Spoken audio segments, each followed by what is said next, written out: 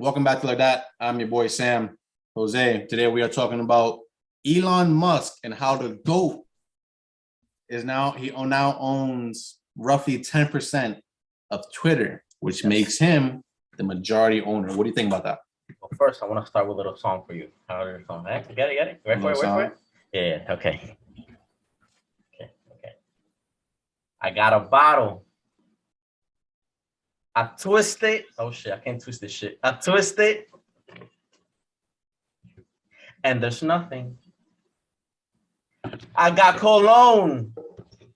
I open it and I spray it.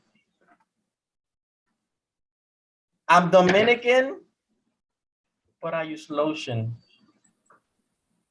I don't know. I was watching Super High Fire. I was like, oh, this shit is fun. Why do we even have viewers? Why do we even have viewers that pop up? Yo, okay, yeah. Whatever, man. Whatever. So Elon Musk owns 10% of Twitter. And now I believe the CEO of Twitter has invited him onto the board of directors. Right now, I was seeing one of the tweets, and Elon was saying, "Do you think that they should add an edit button? What do you think about this?" They are going to add an edit button, but I don't want to say something about Twitter because keep in mind, I don't have a Twitter. I literally made a Twitter in the middle of the podcast one day because we needed to read something. Yeah. So Twitter didn't have an edit button before. And why? It seems like a really common thing to add. What was the reason? It was just Twitter. I don't get it. I don't know. I guess it also goes with the culture of kind of the people that use Twitter. It's like they want to dig up the old dirt. You know what I mean? Oh, so it's like just pray and pray. Yeah.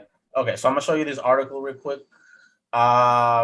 Again, you said 10%, but some places says 9.2. Others says no. It's 9.2. I'm just rounding up to 10%. Oh, because I keep hearing different numbers. I keep hearing 9.2, 9.4, 9, yada yada yada. Apparently, this ties him up with somebody else that has 9.2. So he's not. It makes him majority owner.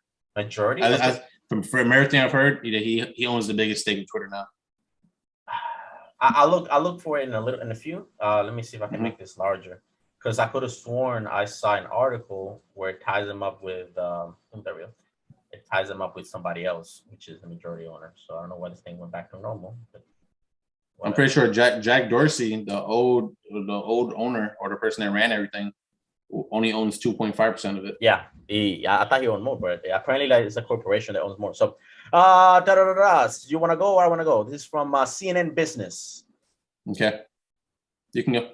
Go. All right. New York CNN Business. Elon Musk recently purchases 9.2% of Twitter stock, according to a filing Monday, making him the largest shareholder in the company. You were right. I thought he was tied with somebody else. News of the purchase sent shares of Twitter soaring 22% in early trading. I did see that, and it was kind of sad for me because I didn't put no money in it.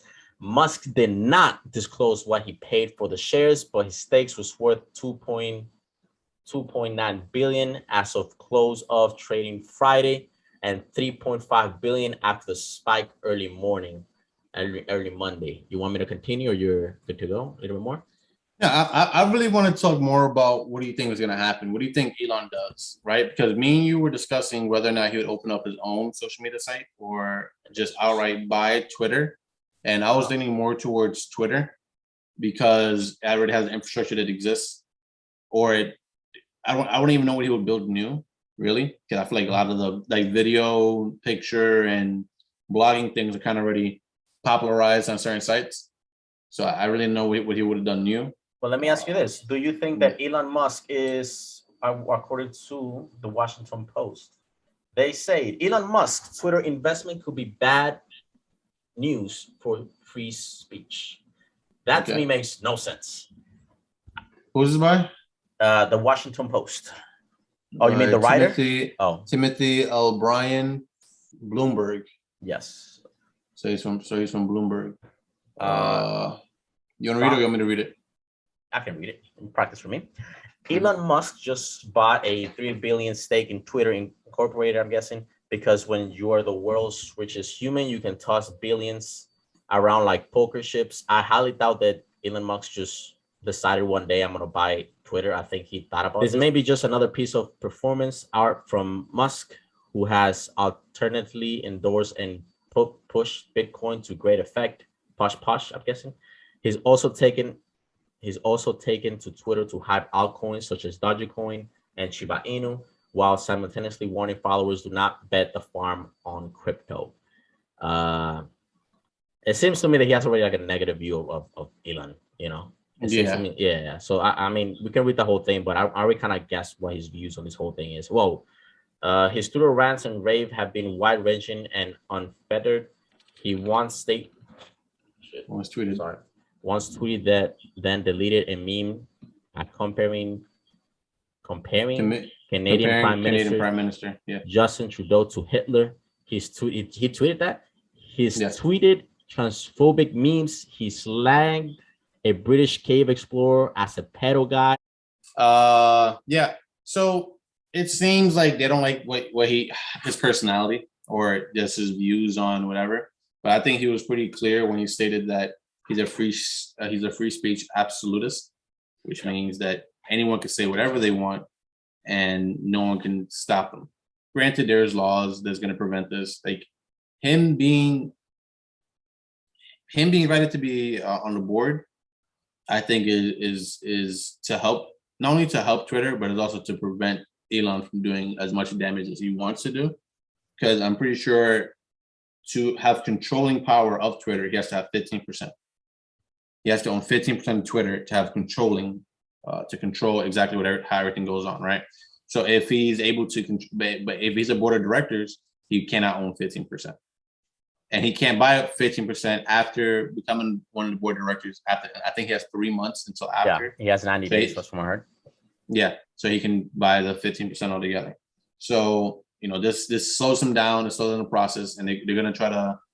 I would assume they're going to try to negotiate kind of what they want and what he wants at the same time. And worst comes to worst, he just sells it, and then the $2 billion he put in is worth $3 billion now. He make all that money right back. Worst comes to worst, they buy him out or whatever of his shares. But you had to be invited regardless, right? Like when you're a majority owner, I highly doubt they can just say you're not in the board, right? Or can they do that? It depends. I'm sure it can come to a vote, and if the vote of the worth of the company is over how much you own, then I'm pretty sure they're allowed to do that. Oh, shit. No, not kick you out. I'm not sure they can kick you out from owning the company because it's a public traded company. But they can buy your shares. They can force you to sell your shares. Got it. Yeah. Got it. But if he gets 15%, he can just start getting people out of there and do the same thing kind of back to them. But that's what. No, I think what's going on. I think that's why they made him a board of director, because it kind of makes him it puts them both in the middle ground where it's like you will have say, right, and your say will be impactful. But we can control you enough that you can't just derail this entire program we have set up. So you think they're trying to deter him from buying the last 6%? I'm guessing, or 5% that he's missing. Yeah, something like that. That's interesting. I mean, Twitter did announce that they are going to add an edit button, and it had nothing to do with his tweet, his poll. I don't know if you saw that. I can share real quick while I show that. I saw the CEO respond to him saying, "Vote carefully. This can have ramifications for the future, like the edit button or whatever." Yeah, but what is help me understand what is the importance of the edit button? Let's say, so there's two sides. Some people have been criticizing this idea because they believe that someone can say something outlandish and it can become famous, right? Like say it gets 1 million likes. Then they can edit the original tweet to make it look like a million people would, like, let's say a specific subject, like say they were supporting climate change, right? But the person started off the tweet with climate change, gets 1 million likes, and then they change it to the world should be ran by dictators. And then there's 1 million likes on it, and it's like, wow, the million people actually, yeah. So that's what a lot of people are worried about right now. So they think that they should add a note on what the original tweet was, and what they edited, the change. Yeah, because I know that Instagram, whenever you edit something, it does say edit. I don't think it doesn't tell you what the person edited, but it does tell you the post was edited. Yeah. So you think they should go a step further and basically just tell people this is what the original tweet was. And they should give people the option to check what the original tweet was to see. Yeah. But usually, whenever someone's trying to edit a tweet, they maybe like grammar issues or whatever. Okay. But you know, so now I've seen a lot of people voicing that Elon should let Trump, big boy Trump, back onto Oh, Twitter. he could, because now he has the power. Yeah, but I don't think that's happening. I mean, again, I'm not. How does this whole board of directors work? I'm guessing it's a voting system, right? So let's just say that Usually a voting system. So you think Elon can say, let's put back Trump back in, and they all can just unite against him and say no, and then there you go, motion carry? Yes, but now that Elon is a public figure that seems to be very popular on Twitter, it doesn't matter if they vote against him. If he says someone shouldn't be banned anymore, Twitter will get so much backlash for not having an unbanning system, just in general. Because it's also going to be super hard for Twitter to prove legally that I believe like Trump's involvement within the January 6th thing. That's what they used to get him off Twitter. They used whatever happened on January 6th to get him off Twitter. So now he can just state something like, well, what was really your reasonings for allowing this to happen? Like what was your process? And if the process doesn't line up, he can just say you were wrong for that, and maybe he could have an effect. Because I mean, he's extremely influential. I mean, I don't see this as a bad thing. I don't think that whatever that Washington Post writer was writing, I don't know where he got all this. Like, he basically thought that like Elon is like a menace to society. Like, he's saying crazy stuff left and right. Yeah, but some people just the fact that some people have money is enough to make them a villain. Elon donated $6 billion of his stock to try to end world hunger, because I think lefties were suggesting that would happen. If he donated $6 billion, he can solve world hunger. Wasn't it Elizabeth Warren or something like that? Yeah, some not smart person, right, stated that this was what happened, and you know, I think initially Elon was like, "Yeah, that's not really what's gonna happen. If you can prove that it'll work, I'll actually donate $6 billion." I mean, I don't know. But what I like about Elon is he puts his money where his mouth is. He doesn't just state stuff; he does things. Yeah. I mean, this move took probably months, right? You think he thought about it for months before he made a purchase like that? I believe that he talked to people. I'm pretty sure some people tweeted out that, you know, he called them and asked them why were they banned and this and that, to see if there was clear reasons, to see if I believe he only did what he did because he saw that it wasn't fair. I don't have the article, but I know he spoke to Babylon B and was asking them questions to why they were banned, or they were banned for Twitter. I don't have the article with me right now, and I don't want to look it up, but that's one of the things that I heard. So you think Elon makes decisions on his own, or you think he takes the advice of others? Like, do you think if everyone would have told him, no, it's a bad idea, he would have done it anyway? So he would have been like, maybe not, maybe I will. I don't know enough about Elon's personal circle to actually make that assessment, but from what it seems like with Elon doesn't really have a personal circle. It seems as if he makes a lot of decisions based on problems he sees that exist within the world, such as world hunger, such as our reliance on oil and gas, and the earth being overpopulated at a certain point. You know, he chooses Mars, he builds electric cars, and now he's trying to fix the whole problem with free speech. It seems as if whatever he decides to do is because he sees a fundamental flaw in a system that exists and he tries to fix it. Look, I honestly don't have a lot to say when it comes to Twitter because I don't have it. But you are on Twitter. What problems do you think Elon would address? Right, edit. Okay, the edit button. Are you okay with it? It's also banning. There's a clear bias. There's a clear bias to one side of politics. Okay. That, let's say you have side A and side B, and both people wrote the exact same tweet. Let's say they had both the exact same amount of offenses, or they both have 0 offenses, right? It seems as if one ideology is being shut down on a regular compared to another ideology, right? It's also fact checkers, right? And what kind of like topics people use to fact check, because things like this will have a domino effect into Spotify, and then, you know, that's where Joe is at, right? Because Joe had a doctor on there that was stating, let's say, alternative facts to be safe about COVID and the vaccines and whatnot, and he's I'm forgetting the word, immunologist. I don't know. I'm forgetting the word, but He's a doctor that creates vaccines and whatnot. He created the technology to make vaccines in the first place, and he was shut down because he was saying something that was completely opposite to what the mainstream media was saying. But he understands and knows the science, you know, and his viewpoint was clearly not within a certain ideology that was going on. Robert Malone. Yeah, no, yeah, Robert Malone. Was it Robert Malone? Yeah, that's what I mean. I looked up controversial doctor, and it says Robert Malone vaccine. He's an old white guy. Yeah, with a white beard. Yeah. Yeah. So it's like, you know, things like that can happen. Also, Alex Jones being deplatformed as an example. I believe this is around Sandy Hook, right? Yeah. But I think he said something along the lines that there were actors. Yeah. No. He was saying there was actors and whatnot, right? There was some, or whatever, and you know, he got the platform for that. But you look at a lot of things. He said a lot of outlandish things, and I'm not saying that. Yeah. You know, he doesn't say anything crazy, but a lot of things he says actually turns out to be true. You know, things with you know, the kind of chemicals they're putting into water, and the frogs were drinking, and what was going on with them, and whatnot. You know, these things actually exist. So it's like, but the thing is, we won't get this kind of information because it seems as if Twitter wants to stop that kind of, or Twitter, not just Twitter, social media in general, but Elon's move to Twitter right here, if works out, it sets a domino effect in place that if any of these other places start acting out, and people could just throw money at the problem. Yeah.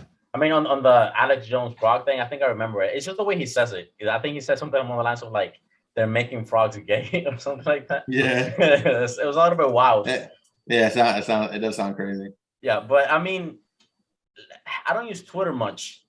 So again, I don't know why some people are so angry at Elon for buying it. Oh, no. But I think, to me, it's bigger picture, right? Twitter is the starting point. Because it's he says it's the place where people kind of discuss the most ideas, right?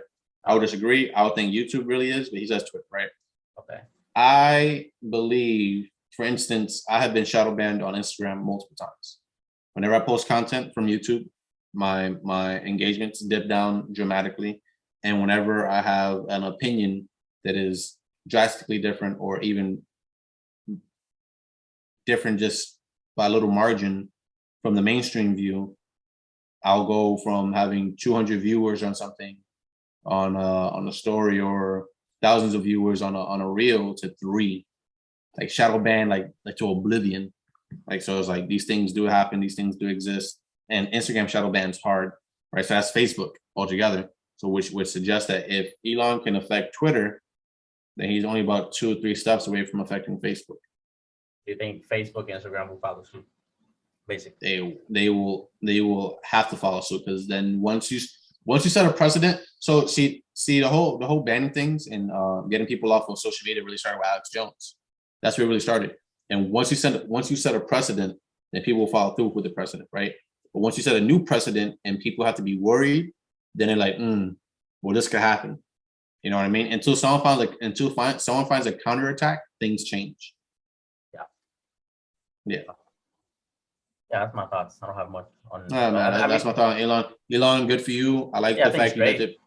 I like the fact you like to pay your money where your mouth is. You see a problem and you actually go towards it.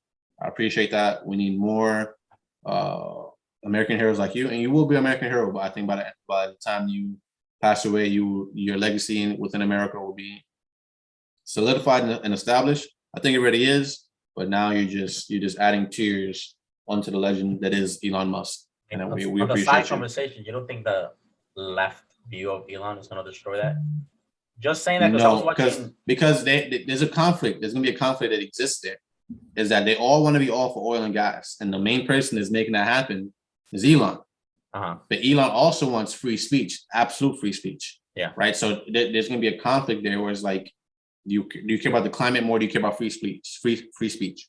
You know, and that's where the conflict is going to happen. Is like, he's going to get enough. I think he's going to get enough lefties and enough righties to be center and move directly to a point where everyone can kind of agree on something. You know what I mean? Yeah, the reason I'm asking you that is because Stank Uger, he was, I think I'm pronouncing that right. He was on the Patrick Bet David Sank podcast. Uger. Yeah, I want to check that out. Yeah. And Sank, Patrick basically Shank. asked. I keep forgetting his name. Yeah, Patrick like basically asked him like,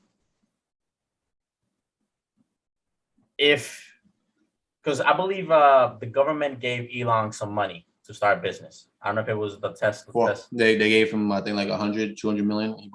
He returned 400 million within the same year they gave him the money. Yeah, he paid all that off in the same year. He paid. I'm pretty sure he paid it off in the same year. Yeah, I think like 10 years in advance. Something like that. Something crazy. I don't remember the exact number. Yeah, but I remember the year he got the money. He paid back all the money plus the interest that he would have had to pay over the years. Within the first year, I'm pretty sure. So just to summarize the whole thing, if you want to watch the podcast, go watch it. It's great. 400 million, I think, altogether. Patrick basically says Elon Musk not only paid back the loan with interest, he also created a bunch of jobs. And they were talking about the topic of freeloading, right? And Patrick was like, I'd rather give my money to someone that's going to multiply that money and is going to create jobs. And he won't be a freeloader because he's creating jobs in America, right? He was bringing up the fact that Elon Musk is from another country, right? He's from Africa. He's from South Africa. He's from South Africa. He came to the United States. He contributed to America. You know what's funny about that? He's the richest African American. He's the, what is it? He's the richest African, but he's not. He's not dark enough, so you can't. Yeah, you can't say that. But basically, Sang was calling him a freeloader. He was being a fluter, and Patrick was making the case. Uger was saying that. Yeah. And Patrick was basically saying, no, he's not a freeloader. He came to the country. He created a bunch of jobs. He paid back his loans. How is he a freeloader? He's giving more to the country than most people ever will. Even though he became a millionaire. He's giving more to the world than most people ever will. Yeah. That's the difference between someone like Elon and someone like Sank. The Sank is gonna critique Elon, but Elon's effect on the world is gonna be felt. He's gonna be Tesla. He's gonna be Nikola Tesla, and that's the reason why he named his company Tesla in the first place. What he's doing, what he's building, is gonna be so revolutionary in terms of tech that it's gonna be like it's gonna be like the movement we made from never flying to flying. It's gonna be the movement we made from horses to automobiles. Is that big of a leap, and it is that even from sending out ran mail and mailing it out to calling people on the cell phone. Is that big of a leap what he's doing, right? Because the reason I asked you about the left people not supporting him, it was because Patrick kept bringing up points for Elon, and no matter what Elon did, Sank kept criticizing him. So eventually Patrick ended up saying, so you're basically saying that no matter what Elon does, he will never win with someone like you, with people like you. He will never win. Because Elon apparently sold some of his stock for Tesla, I believe. Right? $6 billion. Yeah, and he paid some taxes, yada, yada, yada. I'm summarizing things up, right? Yeah, I'm summarizing things up, right? And Sank criticized it. He was like, well, he had to sell it.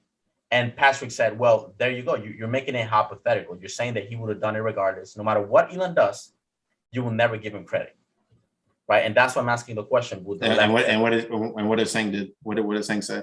It was like, I mean, if he does good things, I'm gonna support him. But it was like, you're still not giving him credit, right? You're not giving him credit for anything he did. Yeah, no matter what he does, you're not gonna give him credit. And he doesn't come from. And the thing is about Sank is he is the American. I mean, the thing about Elon is he is the American dream. He doesn't come from a rich family. Mm-hmm. He was a loner as a kid. He basically read encyclopedias his entire life, and his first invention was PayPal, which he then sold to eBay for like $4 billion. And of the $4 billion, he made a solar company and he made a car company, which were both failing. So he was basically a failure into last decade, and not really. Like it was closer to this decade when he became a success. He's virtually made zero money this entire time. He's been building Tesla and all these other companies, and then within like 2 or 3 years, richest man in the world. I mean, some would say that there's nobody should be a billionaire. You ever heard that? Like no one should be a billionaire. I've heard of a max capital that you can have. I've heard about that. I think it's BS. It's silly. It's silly. But anyway, Elon, they have their opinions. That's Elon. Elon owns Twitter. 9.2%, 10%, whatever number you want to say. Like that. Hope you guys enjoy. Like, subscribe, share. We're at 60. We're close to 75. We're 15 away. We've grown. You know, we've almost doubled already. So I hope you guys really enjoy the content. We're trying to pump out content as much as possible. We're doing good right here. Peace out.